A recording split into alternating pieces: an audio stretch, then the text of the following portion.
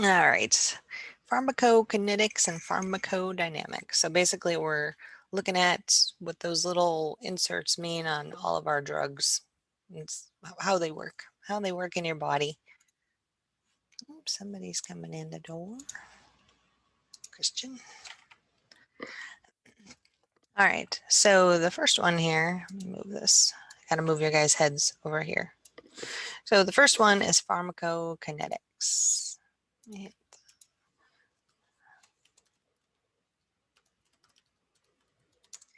So that's basically just how your drugs are moving into the body, through the body, and then how you're eliminating them, getting rid of the body. Um, so how is the body going to absorb it? What organs is it supposed to go to? Are you metabolizing it through your liver? Are you metabolizing it through your kidneys? Is it just a topical that's just going to hit the surface? And then how are you can't keep it in your body. Hopefully you have a functioning organ system. So you're going to eliminate it because we don't want to have any kind of buildup of that. And then pharmacode, huh? Is there supposed to be an M in that word? Or no? Oh, there is. Oh, you're right. Hang on, I misspelled it. Let me undo this one. Sorry about that.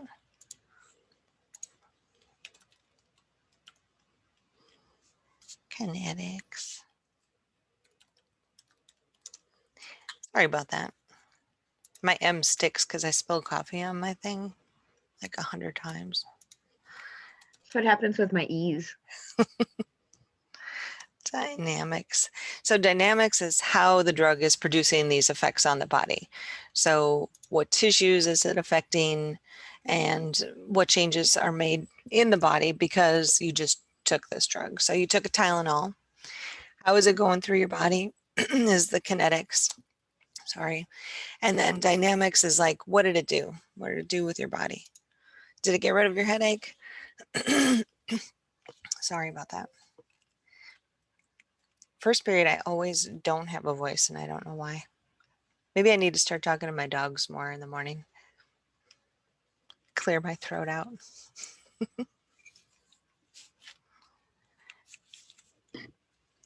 I think it helps. I wake up and immediately start talking to my cats. So It's so quiet here in the morning that I just love it. And I tiptoe around here. I get dressed in the dark and everything. I'm like, I don't want anybody to know I'm alive yet. oh, I can't do that. Minerva will like even in the light will like slither in between my legs, and then I'm almost killing her, like tripping over her, and so no. Even the dogs don't know I'm awake until I start class. They're like, whoa, you're up.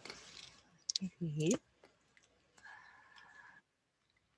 All right, let's clear this.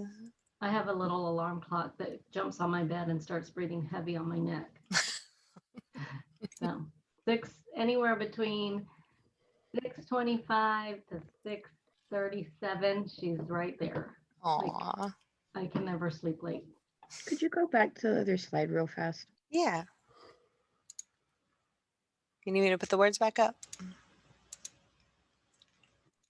No, that's good. Thank you. You're welcome.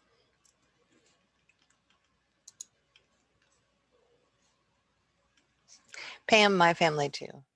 Like I tiptoe around, but everybody else like they turn on all of the lights, open and close all of the doors. At least I feel like that's how it happens.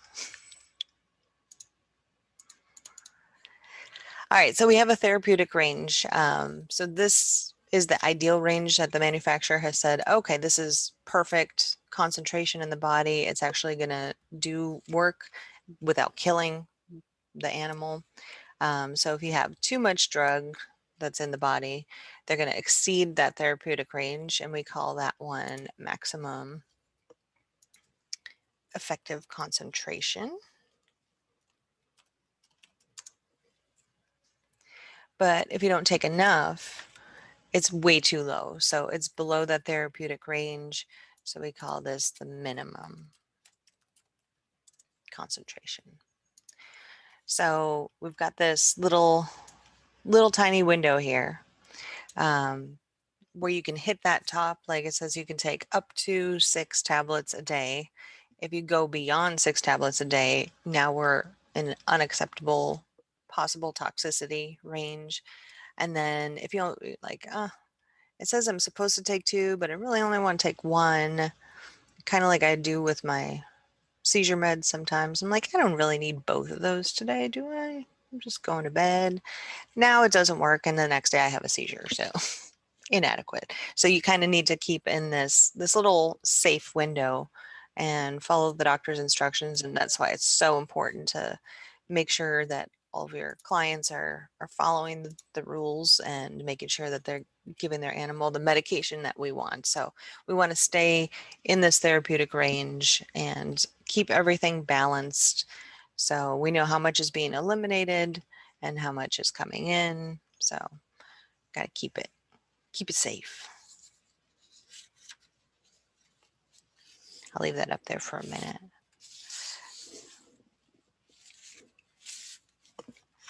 Oh, I got math for you guys today. I just realized that. Look at me go. I hear the roar of excitement. Whoa.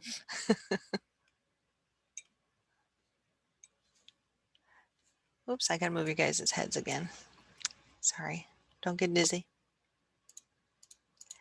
All right, so therapeutic index. So this is what the drug companies use. They compare the drug's ability to actually do its job, so you're producing that desired effect, and how much do you need to produce a toxic effect. So we technically call this one the margin of safety. Oops, oh, sorry. I started clicking all of the things. Margin of safety. So the drug companies are doing this for us. And if you pull out your drug inserts, there should usually most of them have this on there. It tells you how safe this drug is. And they've already done all this with these animals and given them too much, given them too little. So what they do is they express it as a ratio. So it's between LD50 and ED50. So LD50 is the lethal dose of that drug. So they gave this to so many animals and 50% of them died when they gave them this. So, it's the unfortunate side of producing drugs, that they have to do these tests on all of these animals and all these humans, and if 50% of them die, they're like, well, that's too much. So let's dial it back a notch. And then ED50 is, did it work for them? So then if 50% of those animals are actually getting some sort of benefit out of the drug, that is the ED50. So then their therapeutic index would be the LD50 over the ED50. You can either put a slash in there or the little colon in there, but that's kind of how they just figure out the high end and the low end. But luckily I'm we don't have definitely to do half that. asleep because it took me forever to realize that LD stands for lethal dose and Oh. ED stands for effective dose. I was just staring at it for the longest and I was like, oh. I don't think I'd want to work for Now, a why drug is that company. dose versus dosage? You're cutting out. I heard I think dose. he said, why Oh, is I'm it sorry. dose instead of dosage? Yeah. I don't know. That's just what the books. I think it is kind of used interchangeably sometimes, like incorrectly, right? Or something like that. Yeah, and I really feel like that's on the more scientific side of it, that, the drug companies are just using that term because, yeah, technically they are incorrect. So is LD50 the limit? Yeah, Can't have any. So essentially, you could have LD49. right. And You're technically be okay. safe. Yeah. In most animals. Most animals. But once they hit that 50%, they're like, okay. Does it depend on the size of the animal, or is this just in It general? does. Yeah. So most drugs are tailored to a specific species or size. So then they would then figure out what the range is, and then that should all be listed. Like if they're 5 to 10 pounds, they can have this many, or So they'll work all that out. But this is like the general, like we give 50% are dead and then 50% work. So this is more of a general type of a statement. So let me give you some examples here. Okay, so I gotta move your heads again. Am I so sorry? Move you over here. There we go. All right, so you got drug A. It's designed to lower the heart rate. That's what it's supposed to do. So they gave it to a whole bunch of mice. Group or drug A caused 50% of these mice to have a lower heart rate at 2 megs per pound. That's effective. And then they decided to ramp it up a little bit and they gave them 100 megs per pound, and then 50% of the mice died. So that's the lethal dose. So if you had to figure out this math, the LD50 over the ED50, 100 megs killed them, 2 megs is effective. So then what you would do, let's see, where's my little text button here? The therapeutic index would be 50. Oh, let me just do this. ED, I guess I could do it the other way. LD is 50. Wait a minute. I'm doing it on the wrong one. These 100. 2 megs per pound. Oh, you said LD is 100. I wrote it down wrong on my paper. And then go like this. ED is 2. I guess we could put megs. And then you just subtract them. So 98 megs.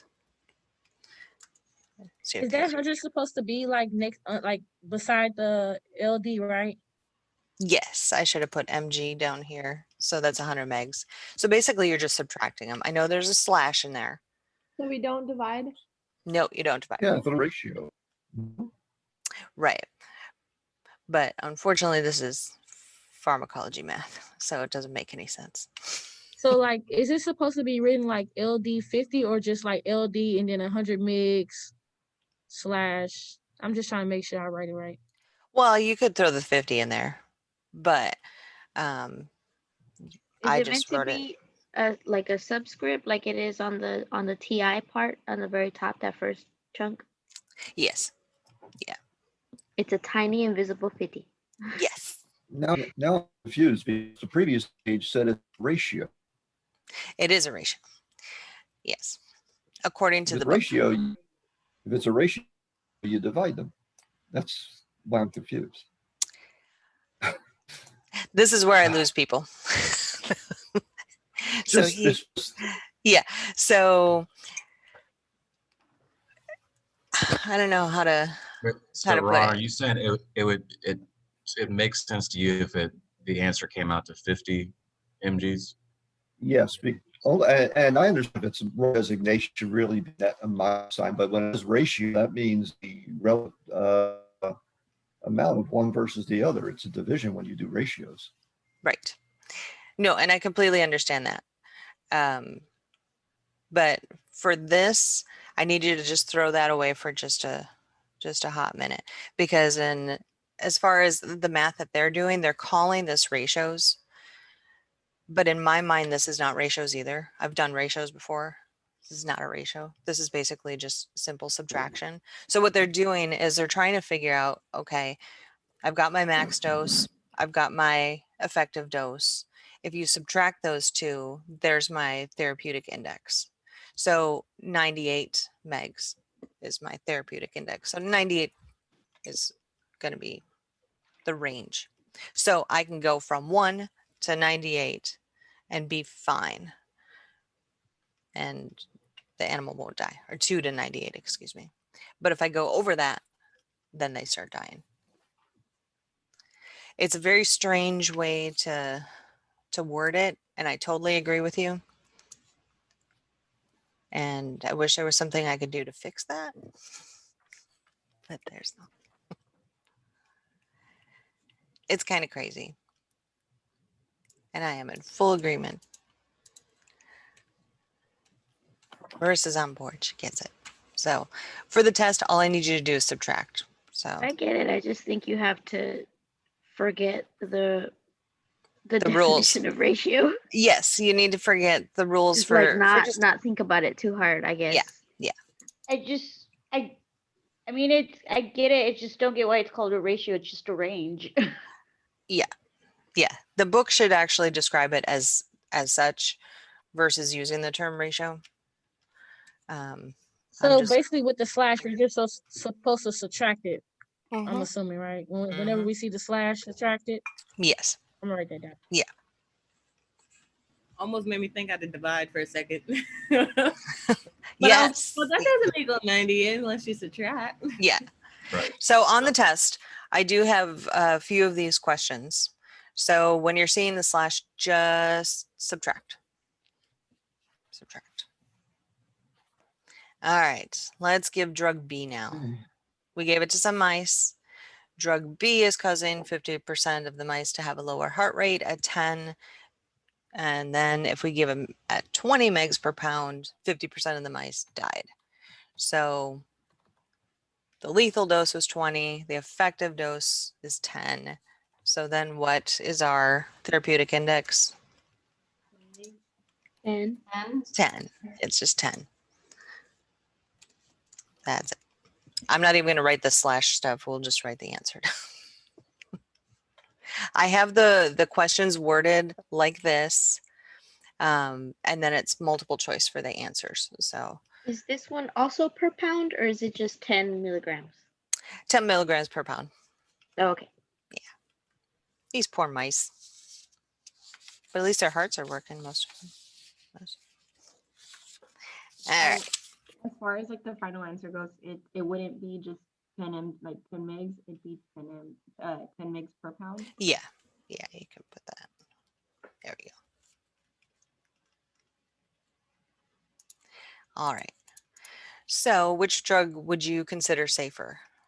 Drug A had that therapeutic index. Probably A, right? Because B, you have no leeway. Like you Yeah. only get to do 10 Yep. megs and that's it. So this one was 10. So if a doctor, if a doctor isn't really sure, like we know we need to lower this dose or this animal's heart rate, but we're not sure what's going to really work for it, I'm going to probably opt for drug A because I have a bigger range and it could be potentially safer for this animal. But if you know this animal absolutely needs it, then drug B might be your choice. The last slide was, what was it? I think that was just 10, wasn't it? Was that the number one? Yeah, it was just 10, Yeah, 10 milligrams megs per pound. So yeah, totally drug A. He's much safer. I got a bigger range, more room to play with. Making sure I don't overdose this dog. All right, so then we have our dose regimen and our routes of administration. So the first blank here is a loading dose. So sometimes you need to do this large amount of drug. It'll quickly raise that animal's drug concentration right to that therapeutic range in a super short amount of time. So if you've ever gotten meds and they're like, you need to take so many of these the first day, and then the next day you take a couple less, and then you go back down to your 2 per day or whatever it is. So sometimes we have to do that, but we need to get that concentration up in the animal's body for whatever reason. Maybe it's a heart med, maybe they have a horrible infection, but we're going to try and jack that up to the highest we can safely. So either you're giving a large amount really, really quickly, or you're giving them small amounts frequently. So today I need you to take 4, tomorrow I need you to take 3, and then we're going to go down to 2. So that's, only if it's a critical situation that we needed to get up that high. And then finally, once we get there, we need to put them on a maintenance dose. So now we've got them to the concentration that we want, and we want them to stay there. We want them to stay nice and medicated until we need to wean them off of this. So you got your loading dose and your maintenance dose. And sometimes we'll list that for the owners. Most of the time it's, we just kind of give them, you know, a description of like what we need you to do. I need you to give them this many mils per day or this many pills per day. But in our notes, you know, in the clinic, we're probably writing loading dose given and then maintenance dose is.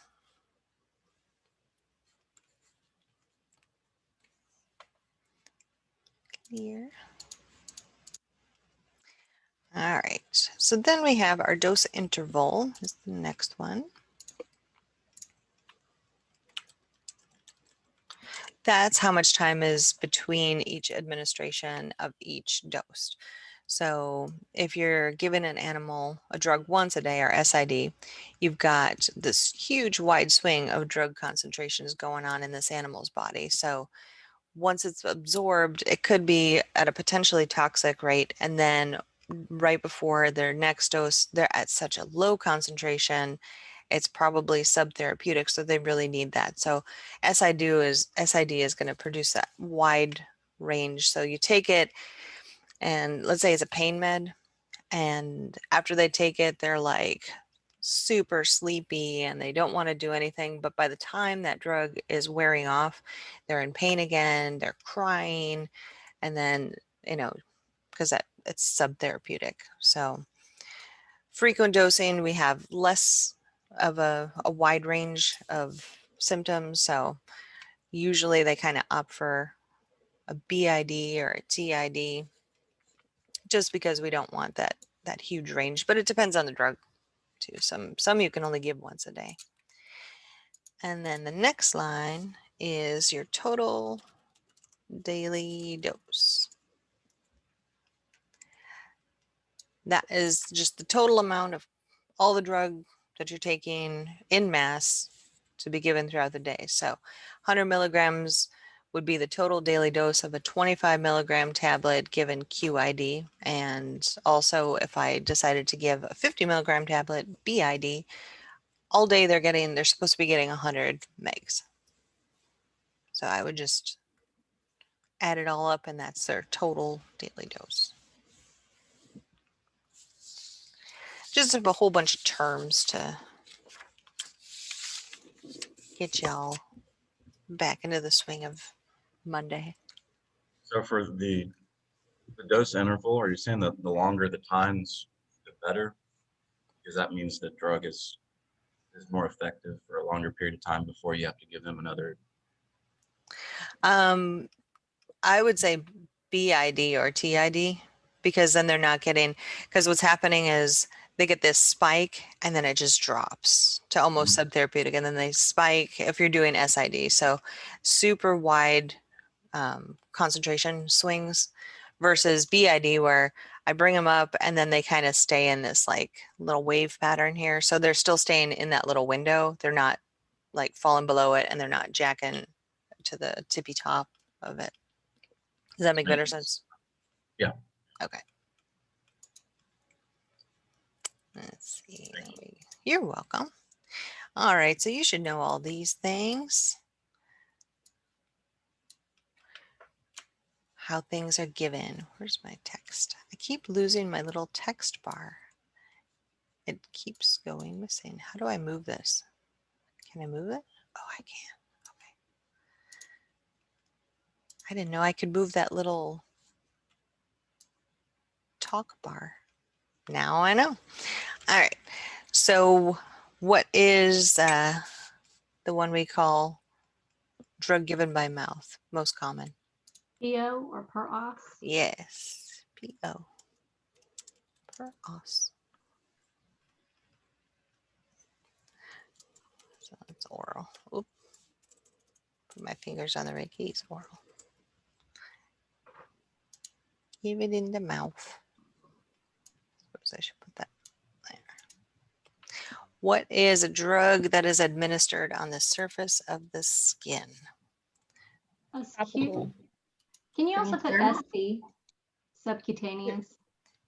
No, this is topical. This is on Would the. that be a That's topical? right. Or Subcutaneous is under the skin. topical. Under the Topical. skin, sorry. Surface of the Transdermal. skin. Transdermal.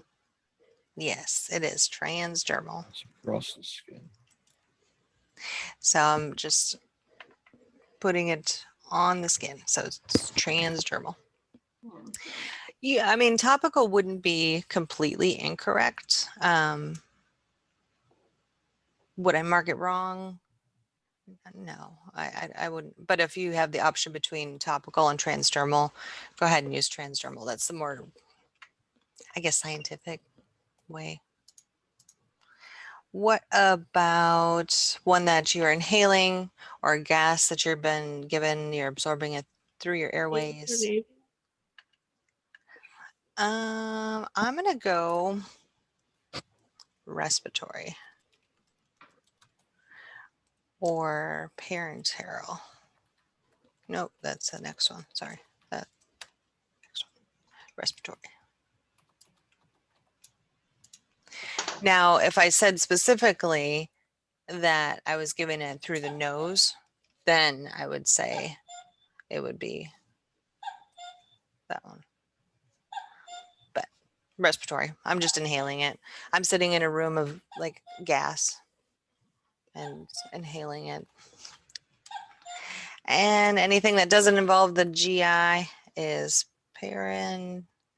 Oop. I can intra. I always misspell this. Why am I saying intra? Parenteral. Oh my gosh, spelling is hard. Anything I don't have to stick in my mouth and go through my stomach is parenteral.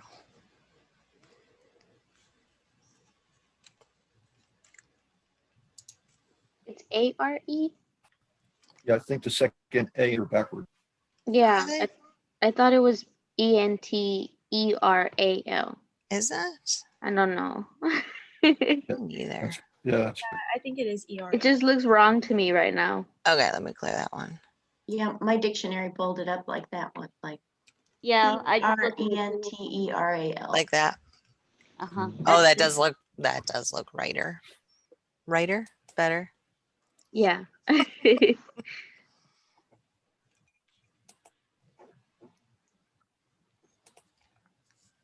More accurate.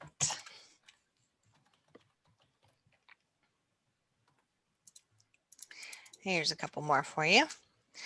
So, got some, oops, need to move you again. Moving you over here. There we go.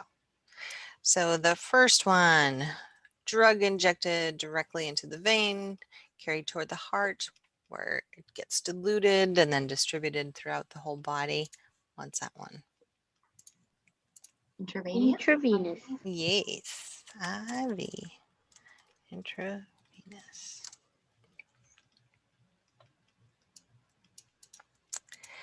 And then here's that word again, Ron. If you give an IV bolus, single large volume, injected at once.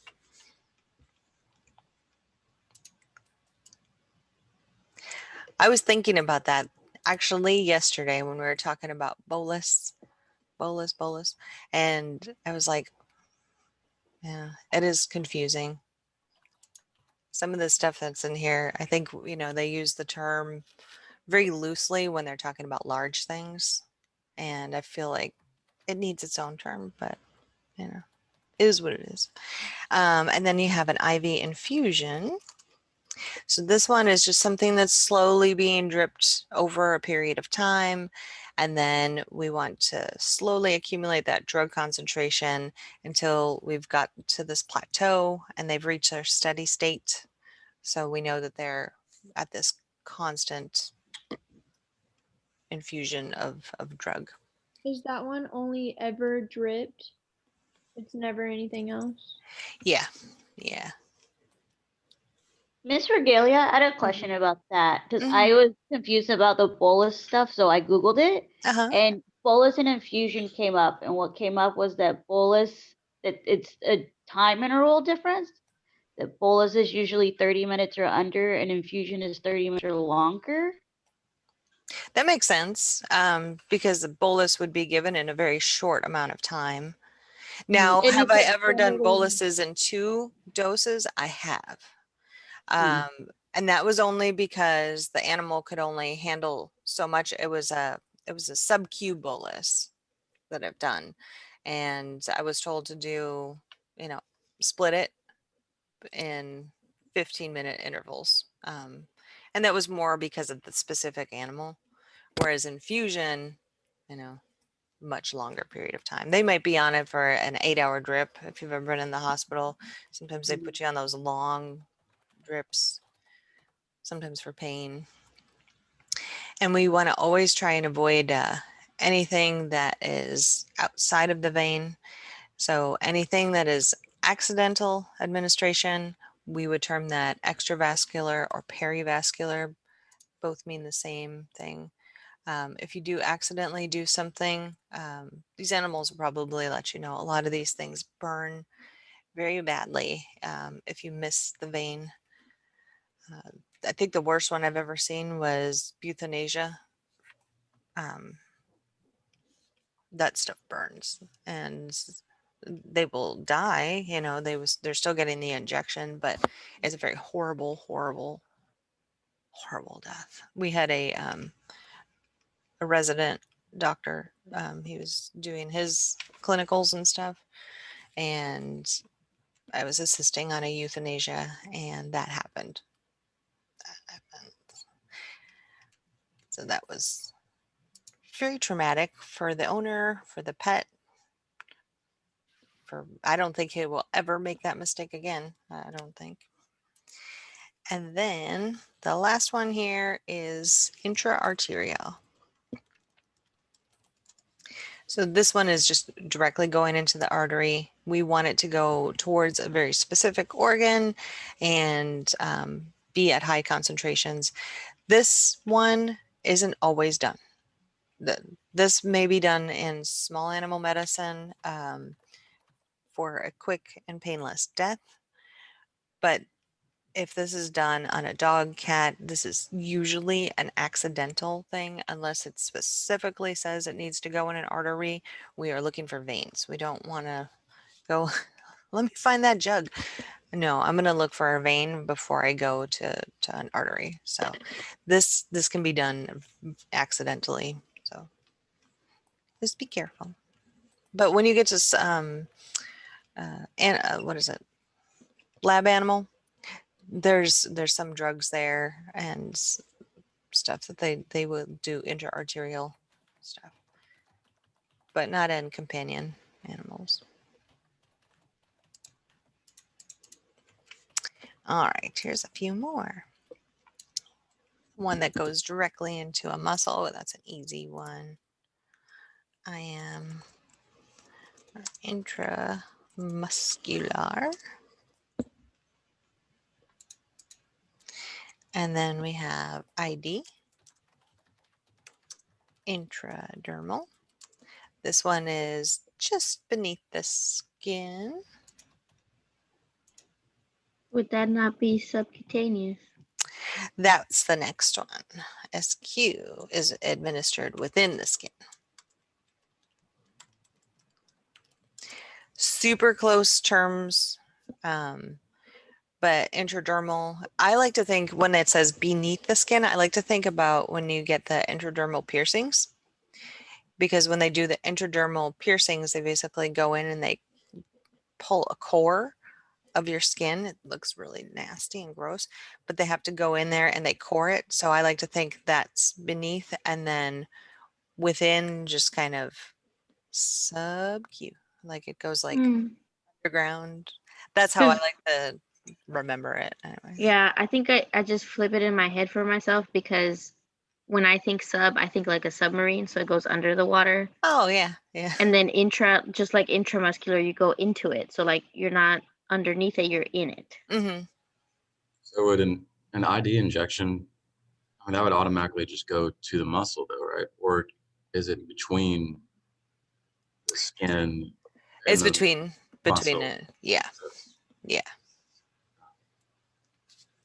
And then Because finally, remember we do ID for allergy testing. I don't know if you remember that. oh yeah, we do, don't we? I wanted to get a dermal piercing, but I don't have enough skin I- or fat. I guess they need like more body fat on your chest in order to do it. Because I wanted one because I thought it would look pretty, but they're like, ah, sorry. I was like, okay. And then we got IP, intraperitoneal. So this is something that we're given within the body cavity. This is another one that you don't use a lot in companion animal. This is going to be more, your, mice, rats, things like that. So you'll be talking more of that when you get to that. But we don't do a whole lot of I got intraperitoneal a, I injection. got a question. Mhm. Looking at the book says intradermal is in the skin and Q is beneath the skin. That's what the book says. Really? That's why I was confused. Okay. Let's switch them then, guys. I apologize. I have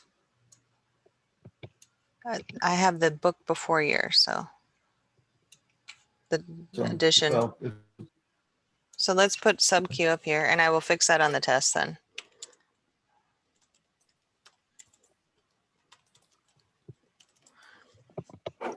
I got to come down to the school and get the new book then, because mine is the other way.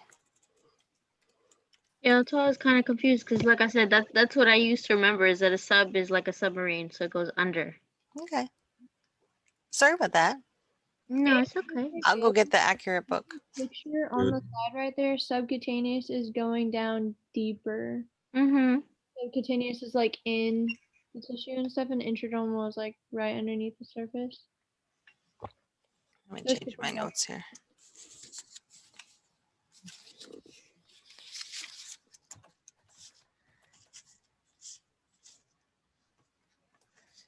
Okay. I'll fix that. All right, let's clear that off.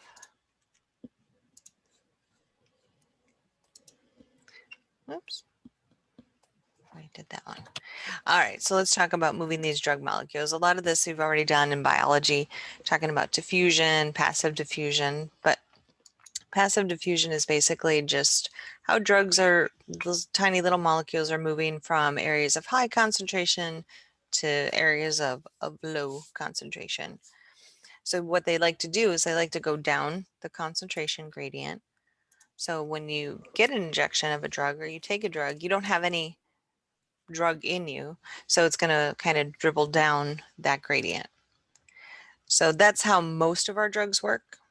So they're going to go from wherever you're administering this drug. So that would be an area of high concentration. So I just took the medication, or let's say I give an injection, wherever I gave that shot, it's super high right there. So it's going to start to move to other parts of my body, which has low concentration of the drug. So it's just kind of moving down that gradient. And then once you finally get there and it's throughout your whole body, all these drug molecules are just still kind of get organized and they move around, go through your tissues. When you have passive diffusion, energy is absolutely not being used. The body's just kind of doing what it does naturally.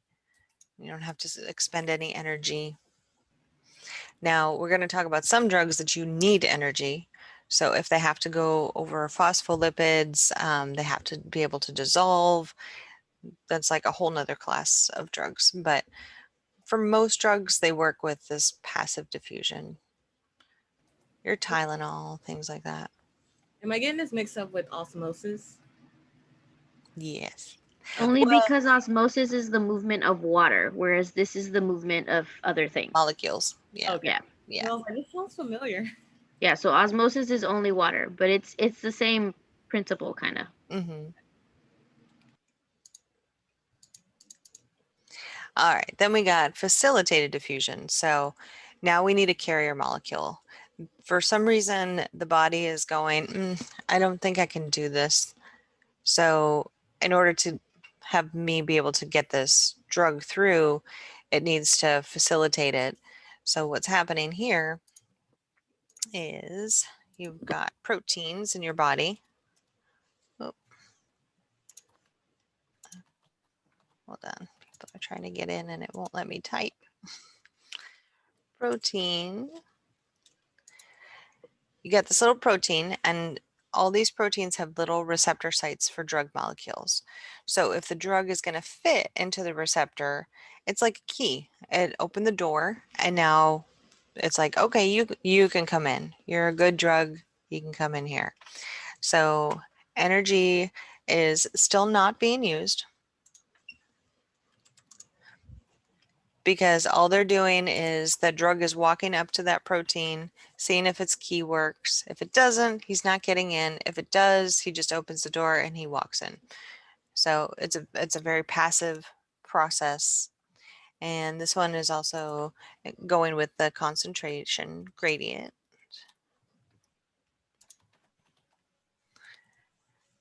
So it goes right along with it.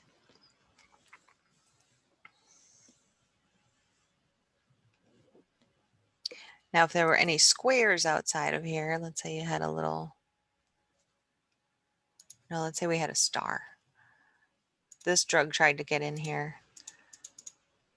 He didn't have the right key. So this drug is going to stay on the outside. It's not going to be able to get in. But all the triangles got in. The triangle drug. So this one, facilitated diffusion, is high to low concentration, right? Mm-hmm. Okay. And then you've got your active transport. So you need carrier proteins to move this drug molecule across the membrane without limitations of the concentration gradient. Yes, Avery. Yes. So for active transport, energy is used.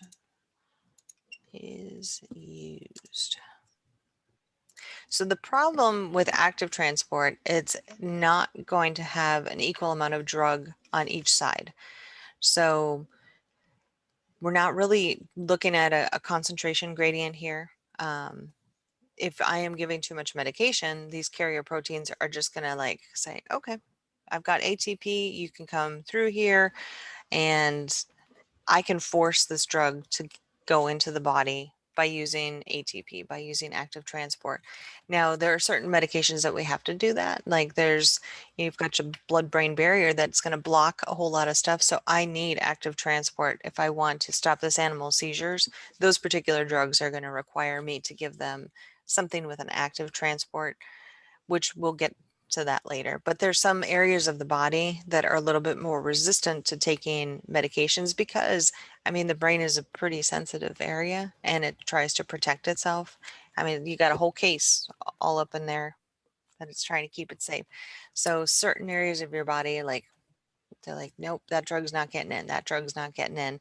So they've made these new kinds of drugs that have this active way of getting in. So I could force it in so I could stop this animal's seizures. All right. So most of these I think you covered in, what do you call it? Was it? Anatomy. Anatomy. Yeah. Yeah. So you've got pinocytosis, like we know. This is, make sure I'm lining this up. Pinocytosis. Part of the cell membrane forms a little bit of an imagination around that to drink it in. So that's cell drinking. And then you've got phagocytosis. Make sure that's in there. So eating, cell eating. So both of these are active transport. We don't use this a whole lot for drugs. Drug companies don't use this method. It is a slower process. because the body has to take the time to figure out what that solid particle is. Is it going to be able to drink it? Does it have to drink it or eat it? Like, so it's a very slow process. If I need this animal to have this medication right meow, then I may not choose something that requires the body to try and figure it out and then take it in. Luckily, we don't have to figure that out. The drug companies have done that for us. All right, so there's some different things that can affect the rate and like how quickly this animal is actually going to get this drug. So if you have a greater concentration gradient, it's going to make those drug molecules move much more quickly. So like I've got 4 tons of meds over here and nothing over here. And then as soon as I open that door, I think a better description of it would be something with the pandemic. We've all been stuck in our houses. Everybody's behind the doors. And then they're like, okay, concerts are open. And then people just rush the gate. And there was nobody inside before. And now they're all in there. So you've got this great gradient. And then My brain immediately went to zombies. zombies. And if you have smaller molecules, they're going to move faster than the large ones. And if you have lipophilic molecules, those little guys can actually dissolve within the membrane. Hydrophilic ones, they need a carrier protein. They're going to need something to drink them up. But lipophilic ones, they can dissolve in that membrane. And also if the animal has a high temp or it's just hot outside, it's going to increase that diffusion rate. And also the thinner the membrane, the faster the diffusion rate. So if I'm going to a concert that's been locked out for forever and they have a big steel door, it's going to take me a little longer to push that thing open versus if they just had like beads, you know, those 70s beads that you kind of walk through. I could just walk through that. There's no big whoop. No big whoop. So when you're talking about facilitated diffusion and active transport, how quickly that's moving is just really dependent on the animal itself. So how many carrier proteins does this animal have? And we're actually, we're going to pull a little bit of ClinPath into that once we get to some of these kidney drugs and things like that. You need carrier proteins in order to get to the kidney, in order to get to the liver. But let's say that animal doesn't have that many because their kidneys are failing. Well, that drug is going to have a harder time getting in because what they're doing is they're using all those proteins to try and stay alive. They're not going to be able to, have any to spare to get drugs into them. So we need to think about that too when we're working with these animals. Is the drug not working? Well, why? Well, maybe they don't have any carrier proteins because they're in kidney failure. Yeah. It all starts to come together. Our worlds are colliding. So if you have a hydrophilic drug, there you go, hydro, they are going to be great in any kind of aqueous environment. They love the water. They hydrophilic. They are water lovers, water loving. So they love water molecules. They'll play in there. They'll dissolve in them. And then you've got your lipophilic molecules. So these go well through phospholipid layers. They can get through cell membranes. And they love fat. So they are fat loving. That sounds inappropriate, but I don't mean it that way. I hate using the term loving. The book uses loving. I just feel like it's an inappropriate word to use for class. Even though I love you guys. So all these drugs exist as oh, here we go with the ratios again. So you've got the hydrophilic or ionized molecules, and you've got your lipophilic non-ionized molecules. So your hydrophilics can become lipophilic, and your lipophilics can become hydrophilic. Basically, there's this ratio that it never changes. Whatever the drug is, it'll say it's in the big insert, and it'll give you, like, if you go into all the scientific portion, it'll say how much is hydrophilic and how much is lipophilic. Sometimes this is going to change as it goes through your body. As it starts to dissolve, it's going to start to exchange. It's like, oh, now I need to get through the small intestine, so I need to be more lipophilic. So it'll start to exchange those ions. And then once it gets into your colon or your kidney, it's going to change it back. But this ratio will always stay the same. It'll always, let's say it's 60-40. And let's say he needs to get through a harder part. It needs to become more lipophilic. Maybe it'll be 40-60. And then they'll just keep switching back and forth. But you always have the 100, overall total. Hope that makes sense. All right, I think we'll finish it with this one. So your pharmacokinetics, this is just drug movement, concentration, how your body is reacting to this, or the characteristics of the drug. And we describe this as a really weird thing. ADME. Oh, where's my... Now I lost my text thing again. So the A stands for absorption.